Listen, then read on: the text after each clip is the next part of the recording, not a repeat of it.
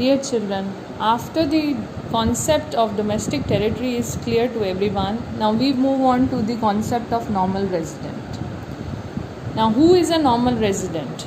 Normal resident is one who resides in the country for more than a year and whose center of economic interest lies in that country.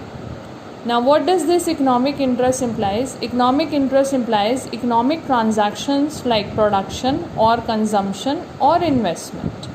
So, any person who lives in a country for more than a year and who is either engaged in any of these activities, production, consumption, investment, in that particular country only, will be considered normal resident of that country.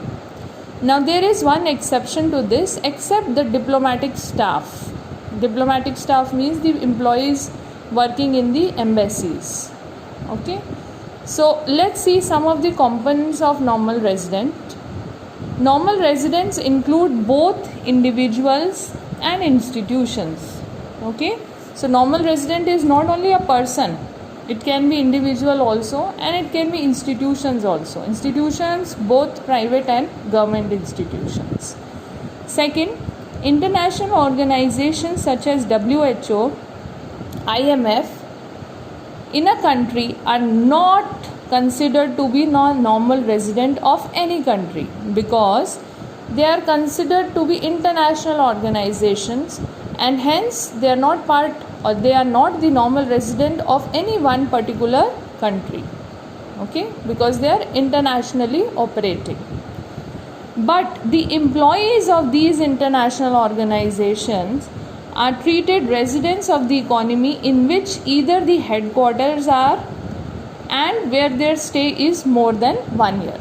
So all the employees who are working, suppose in the branch of WHO or office of IMF, will be treated as normal resident of either the country where the headquarters of that particular organization is and where that particular person is staying for more than a year.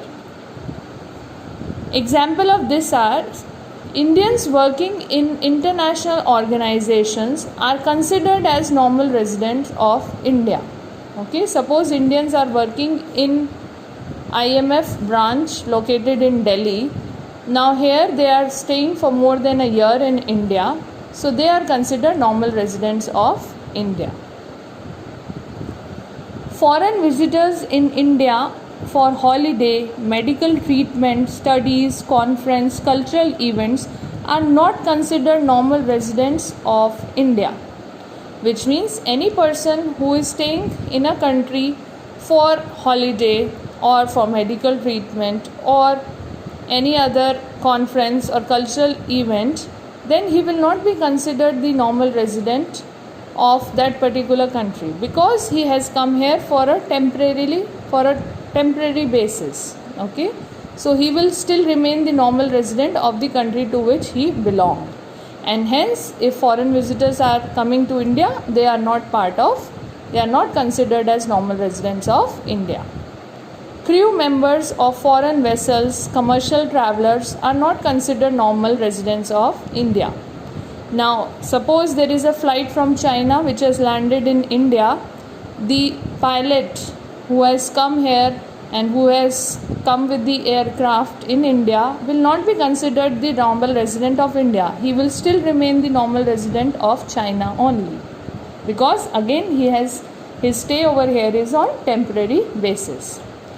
Now, persons who regularly cross borders between two countries for work are considered normal residents of the country in which they live and not the country in which they are working. Suppose there is a person who keeps on traveling between India and Japan, okay, but he belongs to India, he is staying in India, although he is regularly crossing the border, but still he will be considered normal resident of India and not of Japan where he is working. Now, this is very important point. Officials, diplomats, members of armed forces of a foreign country are treated as normal residents of the country to which they belong and not to the country in which they are employed. This point I have also discussed earlier, except diplomatic staff. So people who are foreign diplomatics who are working in our country, okay, they will still be considered to be the normal residents of the country to which they belong and not to India. The reason behind is because any foreign embassy, although located in India, suppose Embassy of America, is not considered the resident of India, it is still considered the normal resident of foreign country. If you remember, this has direct connection with the domestic territory. Like if you remember that Embassy of America is part of domestic territory of America even when it is located in India. Similarly, foreign embassy is a normal resident of foreign country. American embassy is a normal resident of America even though it is located in India. So when the embassy is the embassy is not a normal resident of our country, foreign embassy, the people working, the foreign diplomats working in this embassy are also not considered the normal residents of our country. They are the normal residents of the country to which they belong. Let's do some examples for this so that it becomes even more clear. Foreigners working in Indian embassy located in China. Now there is India's embassy located in China and foreigners are working there. So they will be treated as normal residents of China even though they are working in Indian embassy, but still they will be treated as normal resident of China. Now second example, Indians working in American embassy located in India. So Indians are working in American embassy which is located in India. Here they are the normal resident of India.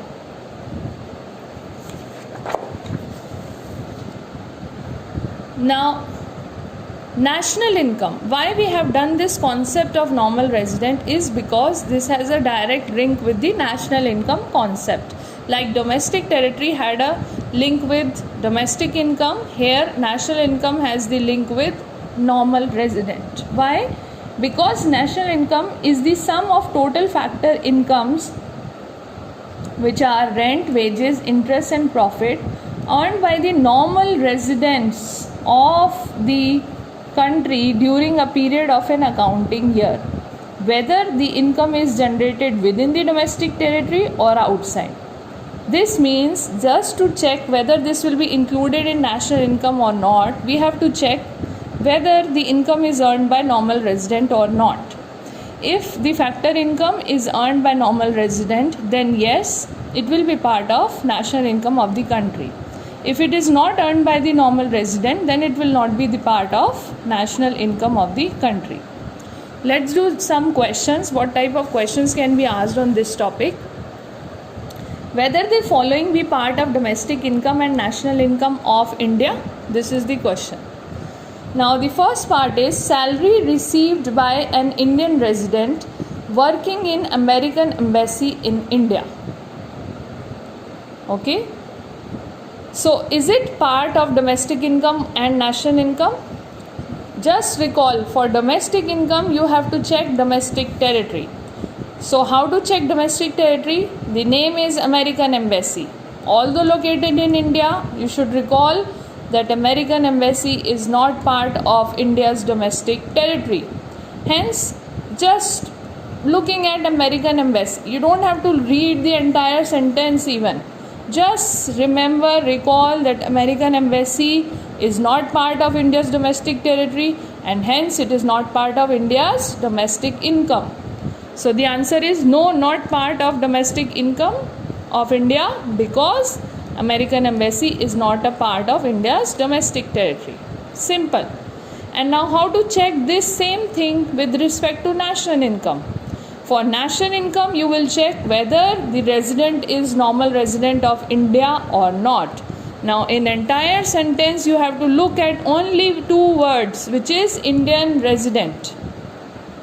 Now, answer is very clear. The people are normal residents of India. Hence, it will be part of national income of India. So, simple answer, yes, part of national income. because it is the factor income received by normal resident of India. So here, as you can see, the same part has different answers with respect to domestic income and national income. We'll do one more part to make it even more clear. Salary paid to residents of Japan working in Indian Embassy in Japan. Now, how will you check? For domestic income, you will look at the embassy. Embassy is Indian Embassy. Is it part of India's domestic territory even when it is located in Japan? The answer is yes. And hence automatically it becomes part of India's domestic income. So answer becomes yes, part of domestic income, because Indian Embassy in Japan is part of India's domestic territory. Clear?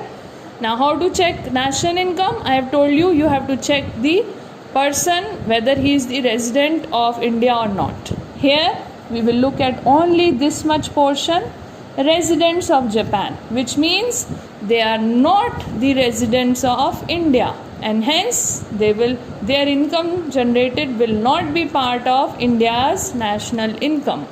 So the answer becomes no, not a part of national income, because it is the factor income received by non-residents of India. Thank you.